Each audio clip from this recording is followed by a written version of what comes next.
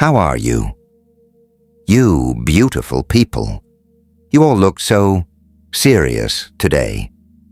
Let me tell you a little story, a funny one actually, about the time some very important, very frightened people went looking for answers about you and found out the punchline was already written.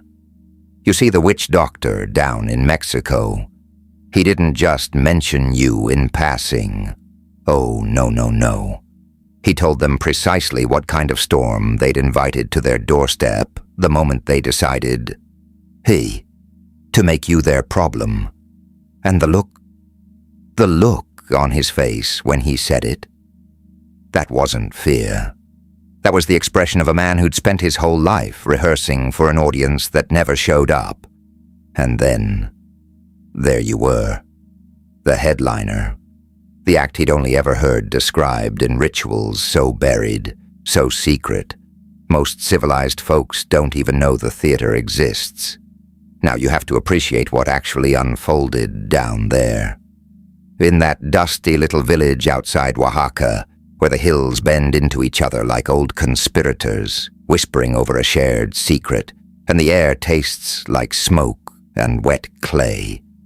They went to him, these people, these planners, these meticulous little architects of your misery. They'd been lurking in your periphery, cataloging your habits, harvesting scraps of your life, like magpies, hoarding shiny things they couldn't quite figure out how to spend. And they asked him, who is this person? They expected confirmation, a nice, neat label, something they could file away. They thought he'd say, oh yes, a nuisance, a mosquito, swat accordingly. They thought they were going to hear that you were a complication they could manage, a knot they could simply cut. But what he told them, it froze them from the inside out. And I don't mean a little chill, a little goosebump on a Tuesday. I mean the kind of cold that starts in the marrow. You know, that deep architectural cold. And radiates outward until your hands feel like they belong to someone who died a week ago. Hatful sensation, really. He told them you are not someone who tripped into power like a tourist stumbling into the wrong neighborhood. He told them you are not someone who built muscle through suffering and simply learned to swing back because the world kept swinging first. He told them what they were tangling with was something ancient, something that had been threading through the world long before they ever drew up their little blueprints, long before their organizations even had names. He told them you move with a gravity that most people never brush up against in their entire lives. And the only reason you are still here, still breathing, still upright in the face of every wrecking ball they've launched at you, is because something far larger than them, far older than their petty little chess matches, has been standing guard over you since before you could even form a thought worth remembering.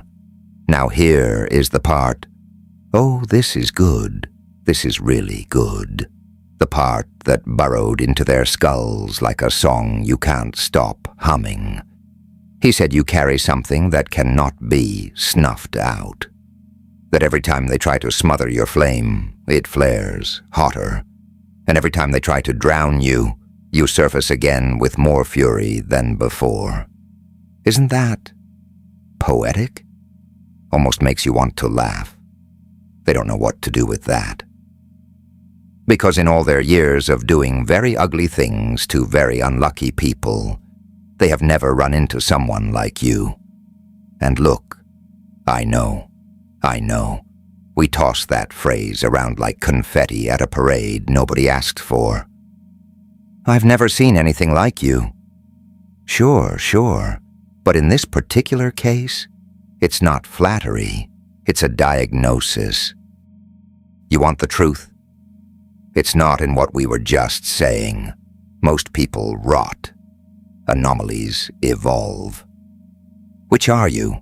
Find your answers in my book. Grab it from the description or pinned comment of this video. Anyway, back to the madness. They've handled powerful people before. They've handled fighters, resistors, people who made things temporarily inconvenient before eventually being ground down under the sheer tonnage of what was pressing on them. But you're not pushing back because you're hard-headed or because you've got a point to prove. You are pushing back because it is constitutionally impossible for you to do otherwise. It's not a stance you adopted. It's not a philosophy you workshopped over coffee. It's what you are. It's as involuntary as a heartbeat. You walk through a room and people register it, even when they can't articulate why. They pick up this frequency, this tremor, of something that doesn't harmonize with the rest of the furniture. And some of them lean toward it, curious, magnetized, while others recoil from it. The ones who recoil, those are the ones with basements they don't want anyone inspecting, closets they've nailed shut from the inside. You don't have to introduce yourself for them to know the audit has arrived. They feel you coming. And the more tangled up they are, the stronger the signal. There's a reason they've been running reconnaissance on you. A reason they've been greasing palms for intelligence. A reason they've been consulting every mystic, medium, and back-alley oracle who might whisper the secret to handling someone like you. They are terrified. And they have never, not truly, not like this, been terrified before. You know that phenomenon? When you step into a space and something recalibrates, when eyes drift toward you before you've uttered a syllable and there's this peculiar hush that settles over everything like snow on a battlefield. That's not your imagination playing tricks. That's not nerves or self-consciousness or any of the polite little excuses you've been feeding yourself for years to make it make sense. That's people detecting what you are before their brains can catch up and categorize it. The ones who can't explain it, they tend to get hostile, uncomfortable. Because human beings, generally speaking, don't respond well to things they can't fit into their neat little filing cabinets. But the ones who can explain it, the ones who've devoted their lives to studying the invisible architecture of this world, they respond differently. They respond with recognition. They respond with something that looks a lot like reverence, and sometimes, it looks a whole lot like dread. But either way, they are not confused about what just walked through the door. So when I tell you that a witch doctor in Mexico looked at your situation and said, "You are a walking reckoning. I'm not being theatrical." Well, okay, I'm always theatrical. But that's beside the point. I'm telling you that a man who dedicated his entire existence to reading the deep currents of this world examined your frequency and saw something he'd only encountered in crumbling manuscripts. Something whispered about in ceremonies conducted far, far from polite company.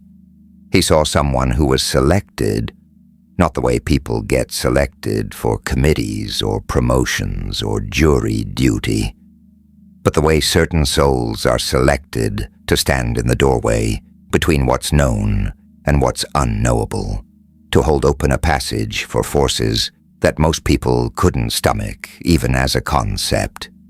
You are here for something specific. You didn't just happen to be born. You didn't just happen to survive every demolition crew that's been sent after you. You didn't just happen to develop this unnerving talent for reading people's masks, for sensing the rot under the fresh paint, even when the surface gleams like new. All of that, every bit of it, was rehearsal for something you haven't even fully stepped onto the stage for yet. Now this next part gets personal, so I want you to take a breath with me. sit with what I'm about to say and see if it vibrates somewhere behind your ribs. Have you noticed, really noticed, that the people who've tried hardest to destroy you, the ones who went all in on taking you apart, have always ended up in worse wreckage than you? Not marginally worse, spectacularly worse, catastrophically, hilariously worse. Have you noticed that every scheme aimed at sabotaging you has somehow, without any engineering on your part, detonated in the schemer's own lap? Boom, that's not luck. That's not the universe rolling dice in your favor. That's a pattern, a rhythm, a drumbeat that's been keeping time your entire life. And it's not because you're cleverer or more cunning than every adversary who's crossed your path.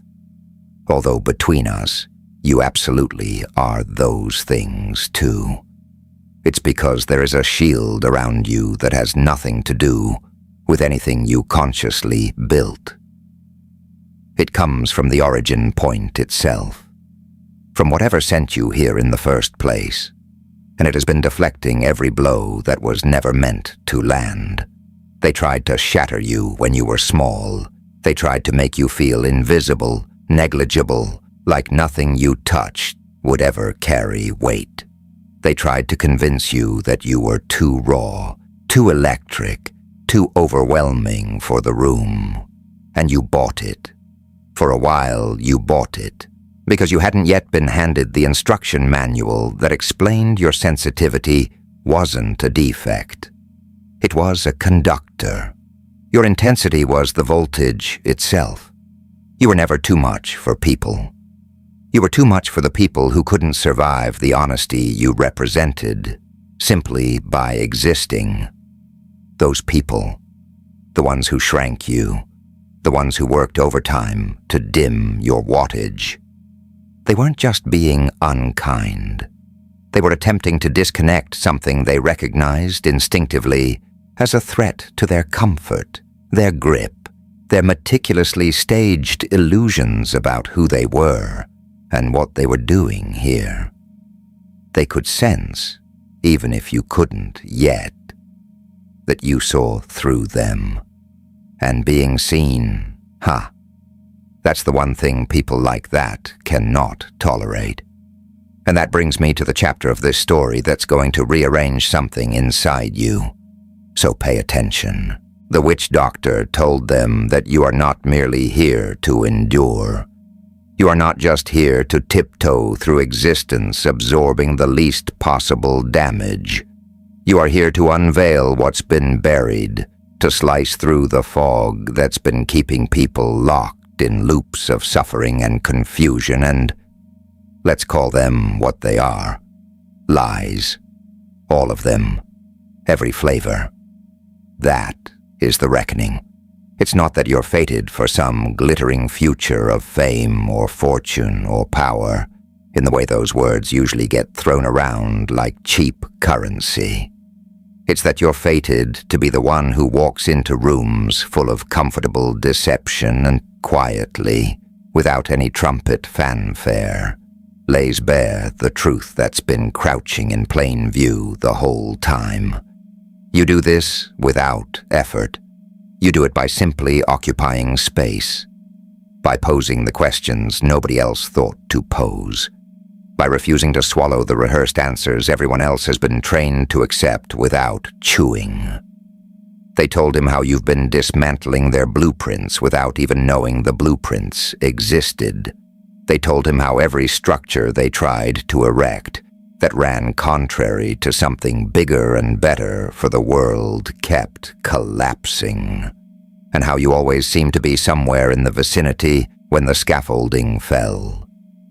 They told him about this ability of yours to read through people, to detect dishonesty, even when it's wearing its very best costume, and how that particular talent has cost them more than they care to confess.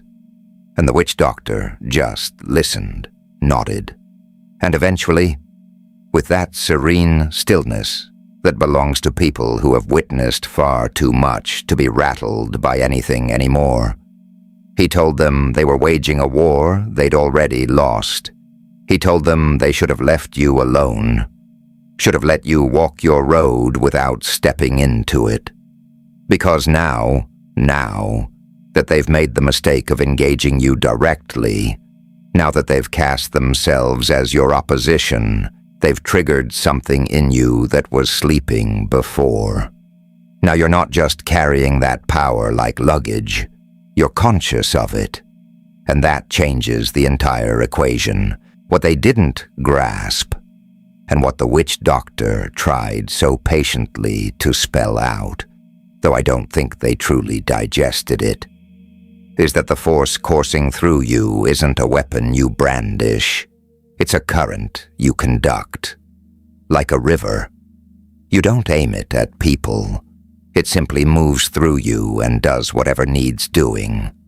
And sometimes what needs doing is peeling back someone's corruption, or dismantling a machine that's been grinding people down for far too long.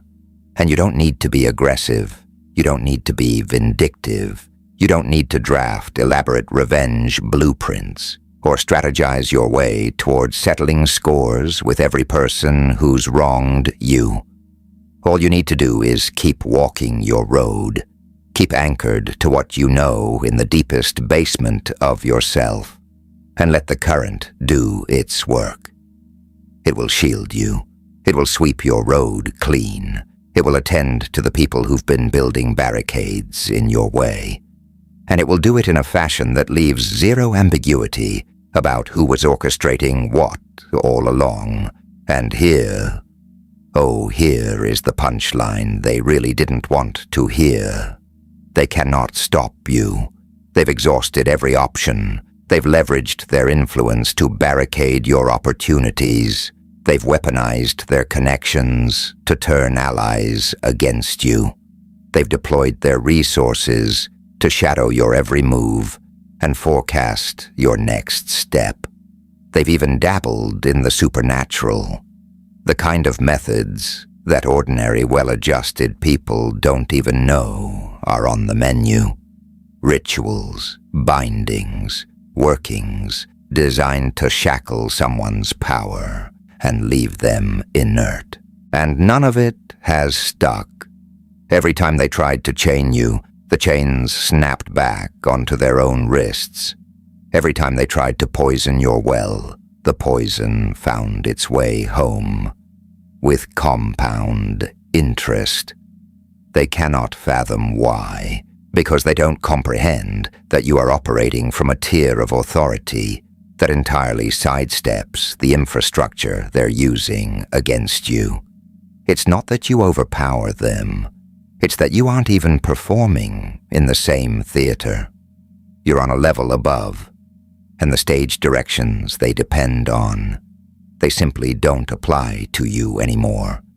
Consider, really consider, what it took for you to arrive at this exact coordinates in your life.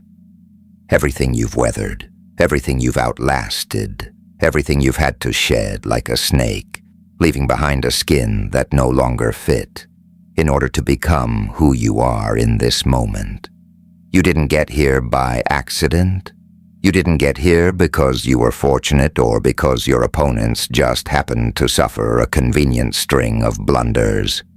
You got here because there is something in you that refuses to be extinguished, refuses to be compressed, refuses to surrender even when surrender would have been the path of least resistance. You got here because the current inside you understood it had work to do, and it was never going to let you walk away before the work was finished. You got here because you were, and you are, meant to be here. Not just existing, fulfilling a purpose that was drafted for you before you drew your first breath. Let me take you back to that witch doctor for one final moment. Because what he said next, this is the part that truly matters. He looked them dead in the eye and he said, You do not understand what you are dealing with. This is not someone you can manipulate, intimidate, or disassemble. This is someone who has already walked straight through the furnace and emerged carrying more light than they had when they entered. This is someone who has already faced their own shadow and absorbed it, who knows precisely what they are capable of and precisely what they will never compromise on. This is someone who carries truth in their skeleton, and truth is the only solvent that can dissolve everything you've constructed. They were stunned, genuinely, comically stunned, because in all their years of consulting him, in all the questions they'd ever brought about every adversary they'd ever tangled with, he had never, not once, spoken about anyone the way he spoke about you. There is a reason for that. There is a reason this particular witch doctor, who has witnessed more than most minds can even warehouse, reacted to you the way he did. It's because you are not simply a powerful person. You are a powerful person who has been ignited in a way that happens once in a generation, perhaps less frequently than that. You are someone who arrived in this world carrying a mission you are only now beginning to decode. And everything that has happened to you, everything, has been preparation for the moment you would finally step into that mission with both feet. The ambushes, the betrayals, the losses, the moments you were certain you couldn't take another step forward, all of it was sculpting you, tempering you into the instrument you were always designed to be. Every time you believed you were being demolished, you were actually being assembled. Every time you thought you'd lost the road, you were being rerouted onto the correct one. Every time you believed you'd reached your limit, you were being shown that your capacity stretches further than you ever dreamed. So now, here you stand at the threshold, staring into a future that's been holding a seat for you. And I know it's frightening. I know it's staggering. I know there's a piece of you that wants to retreat to the time before, when you didn't know any of this, when you could simply drift through your days without feeling the gravitational pull of what you're carrying. But you can't go back. You know that. Something has shifted inside you, something foundational, and you can't unfeel it. It hums through you every single day. You can't pretend anymore that you're just an ordinary person navigating ordinary circumstances. You can't pretend anymore that the patterns repeating around you are just random scatter. You can't pretend anymore that the shielding you've experienced is merely good fortune. You know the truth now, and knowing the truth means you have to move with it. The people who went to the witch doctor, the ones scrambling for a strategy to neutralize you, they thought they were going to receive a blueprint, a vulnerability they could leverage, a crack they could pry open, and finally bring the whole structure down. Instead, they received a warning. Instead, they received the most devastating news imaginable, that you are guarded by something beyond their reach, that you are traveling in concert with something that dwarfs their little conspiracies entirely, and that every maneuver they attempt to halt you will only accelerate the very outcome they're desperate to prevent. They went hunting for a method to defeat you, and they discovered there is no method. They went searching for a gap in your defenses, and they learned your defenses aren't forged from anything they can fracture. They went looking for someone to show them how to outrun the consequences of what they've done, and they were told, there is no exit, not because you are going to chase them down, no, but because your very presence has already initiated a process of correction that cannot be undone. You feel that, don't you? In the still moments, when the static of daily life quiets down. You feel something shifting. You feel the ground reconfiguring beneath you. You feel yourself being carried in a direction you never charted. But that feels more inevitable, more right, than anything you've ever known. That's the reckoning stirring awake inside you. Now, why so serious? Ha ha ha ha ha ha.